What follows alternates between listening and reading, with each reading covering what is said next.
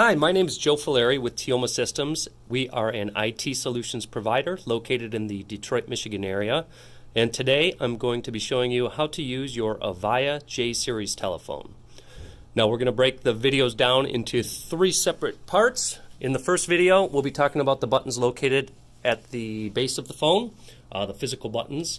In our second video, we'll be talking about the buttons located up here on the display and talk about some basic call handling features and the buttons you see most commonly programmed up on the display of your telephone. In our third video, we'll be discussing the voice messaging application on the telephone. That being said, we can go ahead and get started. The device you're seeing here is the Avaya J179, but really the things we're going to talk about would be applicable for not only the J179, but also the J169 and the J139. On the bottom right hand corner of the display, you can see we have a speakerphone button. When you press that, pretty obvious, it's going to launch turn on your speakerphone. Press it again, you'll turn your speakerphone off. You can also just start dialing, and you can see that it's going to automatically activate that speakerphone for me. Located above that, we have a headset button. There is a headset port on the back of the phone. It has an icon on it that looks just like this icon. And basically when I press that, it's going to send that dial tone out to my headset. Press it again, it will turn that off. If you have a wireless headset, by pressing the button on your wireless headset, it'll automatically turn this button on and off for you. If I happen to be on a speakerphone call and I press one of my volume control buttons, it's going to adjust the volume of my speaker. If I have the handset to my ear, that's going to control the volume I hear in the handset. And when the handset is idle like it is right now, it's going to control the ringer volume. Located below that, we have a mute button. So if I was on a speakerphone call, for example, and I hit that mute button, anytime you see that button lit up blue, that's muting your microphone. So basically you can still hear the caller, but the caller would not be able to hear you. And you can certainly use that button when you are active on the handset or if you're on a headset call. The dial pad is pretty obvious, right? That's what we're going to use to make our phone calls. Most systems do require the use of a dial-out code. Generally, that code is either an 8 or a 9. That just indicates to the system that you are looking to make an outbound call. You can check with your system administrator. They should be able to let you know if a dial-out code is required, and if so, what button is programmed as that dial-out code. Internally, obviously, you can just dial the extension number of the person you want to reach without the need to dial a dial-out code. Moving on up, we've got a contacts button here. When I press this contacts button, it's going to launch the contact menu on the display. And you can see up here it's showing me that I'm currently viewing all the contacts available on this device. I've also got a left and right arrow button visible that are telling me that I can use my left and right buttons here to see more pages of information. So if I hit my right button, I can see just my personal contacts. Right button again, all my external contacts. These would be system-wide speed dials programmed in the system. Right button again, just my users. Right button again, I've got my groups. And now we're back to all the contacts on the device. Now I can certainly use my up and down arrows to scroll and see different people on the system, or I can use my dial pad to search this as well. So if I were to hit C, O, N, you can see it's matching to anything that has that as part of the name. So I'm getting the conference room, computer room, and the basement computer. If I hit clear, it's going to take me back out and clear my search results. The biggest thing on this device is to pay attention to these 4 buttons located beneath the display. As you're doing different things on the phone, these are like your built-in help buttons that show you what options are currently available. So I'm going to go ahead and search that again. And now if I wanted to make a call to the conference room, I could either scroll down to it and hit call, or I can certainly just press the button located next to the person that I wanted to call here. It would call them as well. I can hit details. That's going to show me a little bit more information about that user. Once I'm in there, now you can see that they did change. I can go back to that list. Once again, I can clear out my search results. So the other thing you may want to do here is hit your right arrow. You can see when you're in your personal contacts, you get the ability to add a new one. So personal contacts are just contacts that show up on your device and your device only. I could hit new here. I could put in a name using my dial pad. So I'm going to hit the 6 for the M, the 2 for the A. I'm going to hit the 7 3 times to get an R. And I'm going to hit the 5 twice to get a K. Notice the spacebar indicator over the 0. I can press that to get a space, and then I can put in a last name if I wanted to.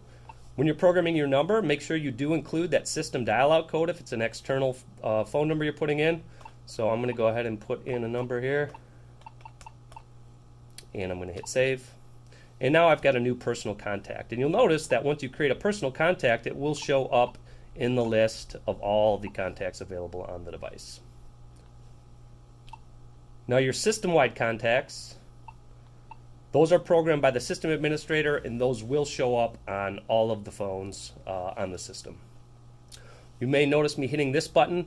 This button takes me back out to my main screen. So anytime you press that, if your display, you just want to get back to your main button screen, you're going to hit this. It brings you back. I like to think of it as a home button.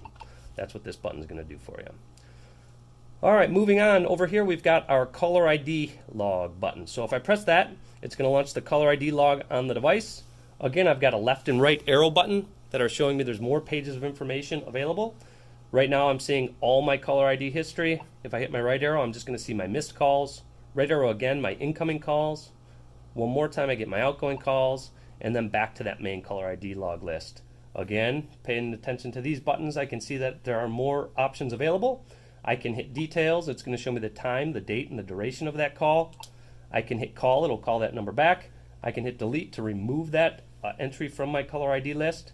One other thing that's kind of nice in here is you can hit more, and you can hit plus contacts. So for instance, let's say you had a missed call from somebody, and you wanted to take their name and their phone number from that caller ID log and add it to your personal contact list. You could go to that call, you can hit plus contact, and it's going to grab that name and that phone number and allow you to modify it if needed. So I could go in here and drop a 9 in front of the number and then save it. And now if I go back to my personal contacts, you can see that it took that name and it brought it right into my personal contacts. In this case, I'm going to hit more and I'm going to hit delete, and it's going to remove that entry. But that's a convenient way to bring information from your caller ID log over into your personal contacts without having to use the dial pad to type the name in manually. I'm going to exit back out to our main display. Up here we've got our menu button on the phone. If I press that, it launches the menu and allows me to go in and view information about the device and kind of personalize it a little bit. The main thing you'd use in here would be found within settings. So if I go into settings, we get some options here for phone where you can control where the calls alert on. Probably not much you're going to do in there. Audio, I can turn the button clicks on the device on and off. The main thing you would use in here, if you scroll all the way down to the bottom, you've got personalized ringing. This allows you to differentiate the ringtone on your device from maybe the person sitting next to you. So I'm going to go ahead and hit select, and this allows me to go ahead and hear the different ringers available on the phone, and then select the one that I want to make active. Once I hit select, I hit save, and now I've just changed the ringer on my device. We're going to back out of this menu, go down to display, and here you can change the background that we're seeing on the device. So I can change it to dark. Abstract, there's several available, so we'll go ahead. I'm going to just leave mine at the default. Once you make your selection, you would hit save, and that would change that background that you're seeing on the phone. The screensaver, same thing. There's different screensavers available on the device. You can go ahead and select which one you like, and then just save it. This is the setting that tells us how long until the device is going to enable that screensaver. The backlight timer, so at some point 120 here, my display would actually dim, just a power saving mode that it'll go into. So you can, it's basically options in this menu to customize your phone.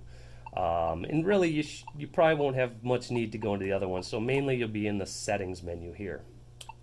Go ahead and back out. The voicemail button, we're going to talk about voicemail in a separate video, so I'm not going to go into that.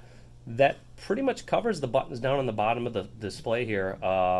Again, you've got your speakerphone, your mute button, your volume controls, your dial pad, your caller ID log, the menu button on the phone, the contacts button, and this is our home button that just gets us back out to this main display.